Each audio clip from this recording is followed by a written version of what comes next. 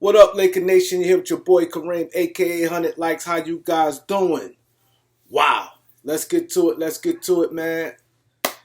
I want to talk about the Lakers, man. Why the Lakers in this position and why um, the general manager, the coaches, is like and scrambles, and it shouldn't be.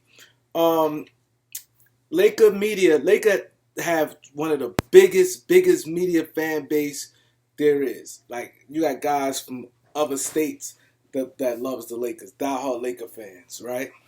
So, and their media base is so hard. And I think when they got LeBron James, and now you took on another set of fans, and the expectation when he come that you have to win right this minute, I think that caused not just LeBron James, even the Laker fans in general. Once the Lakers be in title contention, I think it caused a lot of problems where a player mistakes is slim to none.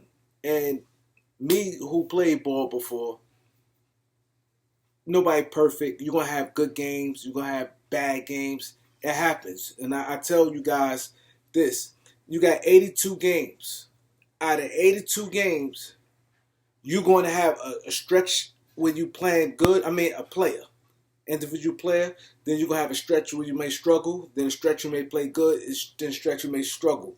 And see, the difference with people, the problem what people don't realize is you have tiers. Now, the superstar players, out of 82 games, let's say 85% of the games, they're going to play good. And it may be 15, 18% of the games, if they play 82 games, they're going to struggle. It happens. Then you got the role players. They not going to play good 85% of the time. They're not going to have good games. They may have decent games, but people have to have realistic expectations.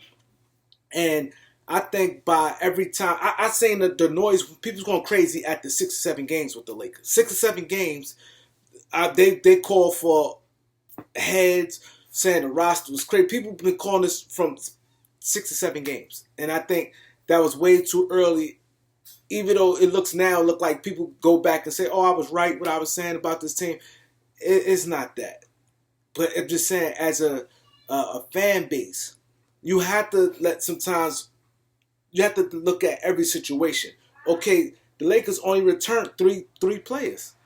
Bron, AD, and THT. Everyone else is new. They coming into a new system. You know what I mean? Things take time, but people do not want to wait for that time, and it be constant bashing. And mind you, by the Lakers have big media base, they're going to be on all talk shows and things like that. And it's bad. It's bad. And another thing about the Laker fan base and the media, they do not value the Laker players. They just don't. They don't value the Laker players.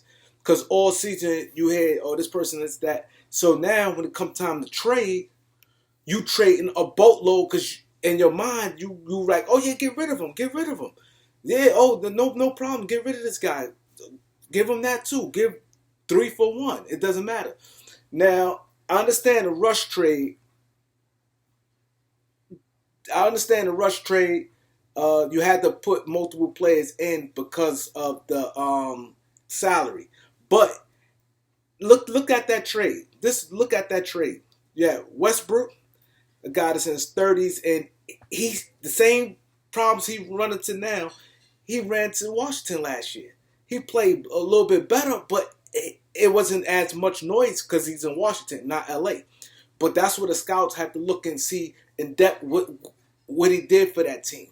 You know, Washington happened to play good down the stretch last year, and that's they end up getting the playoffs. But he always struggled with his jump shot. He always made bad decisions. So a lot of this stuff wasn't new. But he had that name. He's Westbrook. Now, on the end with the Laker fans were telling everybody Kuzma's trash, KCP trash. Oh, trash don't play no defense. Oh, who cares about the 22nd pick because we not gonna use him anyway. That's the thinking, and that's what being said with the Lakers media and the Laker fan base. Oh, who cares about 22nd pick? Let's get rid of it. Now, rewind. Now, let's go. Kuzma was better than what people project him to be. Look what type of game he has having now. And they playing the same 500 basketball the Lakers playing. And Bradley Beal missed tons of games. Spencer Dinwiddie missed some games. Trez missed games. So, and then they be in a lot of games. They mishaps at the last minutes of the game. They could have had a much better record than they have right now, right? KCP, nobody appreciate KCP. All you hear KCP a bum, this, that, and a third. And what I don't like, they criticize KCP every step of the way. But they praise Alex Caruso every step of the way. KCP is better scorer than Alex Caruso. He played D. He knocked down key shots. But he get demolished. And the games, even when Caruso did have like games that was bad, you hit nothing. The same thing going on this year. You have THT. He get killed. Oh, he trashed it down the third. Get rid of him. But they idolize Austin Reeves, a guy that's nowhere near better than THT. But Austin Reeves, like a lot of games, he don't really do much. You don't hear nothing when he don't do nothing. Just, okay, it's nothing. But when he do a little more than he normally do, he get praises. Oh my God, he should be in the starting lineup. He this, he that. Oh, he the future of the Lakers. He this and that. I feel that's not fair. And I imagine how, these guys deep down, they'll never say it. But I know for a fact these guys feel a way about that. You know what I mean? How I know KCP probably like, man, like he get destroyed in Laker media. Caruso got praised. KCP play hard. He play hard. And like Austin Reeves getting praised and THT getting destroyed in Laker media. It's not right. It's not right. I don't want to hear, oh, you have to understand, Kareem, Austin Reeves and Alex Caruso, they undrafted guys. They got out the mud. They worked their way. It doesn't matter. The game is the game. And it's not fair. Them guys get destroyed. You know what I mean? Now let's go back to the trade again. So now KCP, like I said, was not as bad Lakers fan made him out to be. Trez, oh my God, he don't play defense stand at third. Trez destroying it in Washington.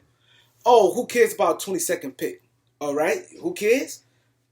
Denver drafted Bones Highland. The Lakers could have got Bones Highland. Bones Highland is super nice. He's going to be a real good player. He played immediately. And now let me tell you the difference between guys, rookies from back in the days and rookies now. Back in the days, a guy like Bones Highland probably rode the bench for 2 to 3 years. Because they just said, oh, he's not physically strong. He not this, he not that yet. He's not ready. The way the game's played now, a guy can come in at 19 years old and produce in the NBA. It's not physical. It's not physical at all. You lift you some weights and just work your way in, you'll be all right. Now look at this. Now you got Bones Highland, who's going to be a special player. We all seen that. And I'm not just going by that game with the Lakers that he destroyed the Lakers. You can just watch this game. I would tell people, look at the game. Forget the numbers. Trez is good. Kuzma is good. And KCP good. Now look at this. Kuzma, 26. Trez, 27. KCP, 27. Bones is what? 20? 21? So you gave all that up for Westbrook. And you got shitty-ass second-round picks in return. Reason why? Because you don't value your own players. You don't value your own players. Now, everyone said THT, oh, he trash, he this, that, and third. He's not trash. THT far from trash. He's super talented. But if he getting bashed by the media and the organization ain't thinking much of him, and they lose confidence like this for him, and he have a bad game, what other teams gonna think? Other teams is going to drive the prices up, and that's the thing with this media. And then what now? Even with the ownership and management, right? The Lakers win a championship in a bubble, right? Now they like, oh, Rondo, he playoff Rondo, he was good, but it was a scare. We need to upgrade that point guard position. Okay, Lakers went and got Dennis Schroeder, right? They get Dennis Schroeder. Now, like I said, they get Dennis Schroeder. They get younger and better. Okay, cool. They get Trez. Get another young guy who just won Sixth Man of the Year. Now they go Sixth Man of the Year and the Sixth Man of the Year run up. So we get two guys who's Sixth Man of the Year and Sixth Man of the Year run up, and Trez and Schroeder, right? Boom. Now with the Lakers, now Rob Pelinka feeling himself that he getting all the presses and things like that. And the mistake he made, and I told y'all guys that from the gate, where he traded JaVale McGee for Marc Gasol. He tried to get cute. Now he want to get the names. Like, oh, I get Marc Gasol. You lost to Dwight Howard. The Lakers were strong when they had all that shot blocking with Howard, McGee, and Anthony Davis. Now you losing. You see what I'm saying? Now you lost Howard. And you lose McGee, you losing too much. So instead of you lose too much, you say, hey, I'm gonna get the front page. I'm gonna get Gasol. Rob Pelinka, that's the mistake he made. He felt himself, and JaVale McGee was much better than what he thought, and they didn't appreciate JaVale McGee. All they looked at that he didn't really play that much in the playoffs, but you have to evaluate your players better. Then there's like, okay, the Lakers, what they did, they got younger, right? This year, they got older. And then the narrative is, oh, when the Lakers lost to Phoenix last year, oh, they need shooting. They ain't have enough shooting. The Lakers ain't have enough shooting. The Lakers need shooting. They had shooters. It's just that them guys didn't shoot well. KCP is considered a shooter. If he goes on the open market and he goes to a team, that team acquired a shooter. They had Ben McLemore as a shooter. Wesley Matthews a shooter. That's what I'm saying. How's not enough? Like, they had guys who could knock down 3-point shots. Everybody in their team pretty much can shoot a three. It's not like even Markieff Morris, Marc Gasol. They had guys who can do that. Just like the Lakers ain't appreciate Andre Drummond. Andre Drummond averaged a double-double with the Lakers, but the Lakers fans, they shitted on him and went down hard on him, and he was much better with the Lakers than you thought. If you go back and watch every Laker game, and you probably like, oh, he wasn't as bad, but let Laker fans tell it, oh, get him out of here, he's so much of a bum. Laker fans is not evaluating these players right. The media is not evaluating these players right. These guys under a lot of scrutiny and playing under that pressure cooker. If I'm a free agent, even if I do have confidence in my game, I ain't dealing with that. I'm not dealing with that. I can see it now. Even if Jeremy Grant come to the Lakers, he's not going to be doing that what he did in Detroit. And the first thing they're going to be, oh my God, he ain't this, he ain't that. He's going to go back into being a role player, and he may struggle. These guys, the Lakers always had guys who could knock down shots, but now they're not. Like Avery Brad, these guys on other teams, they shot better. It's like when they come to the Lakers this year, Lakers got Wayne Ellington. You know what I mean? Malik Monk. These guys could shoot, but just that with the Lakers, they struggling for some whatever the reason may be. But the point I'm making is Laker media had to do a better job. Because with the media kicks out there, to fans who don't know the game, let that feed. And then now you got the social media. Social media, with the fans, now they got a voice. Now that's like two medias in one. So that makes it bad. That's why I'm under the thing where, as far as with Russ, they just have to figure out the play to his strength and maybe he definitely don't need to play the minutes he's playing, but try to figure it out.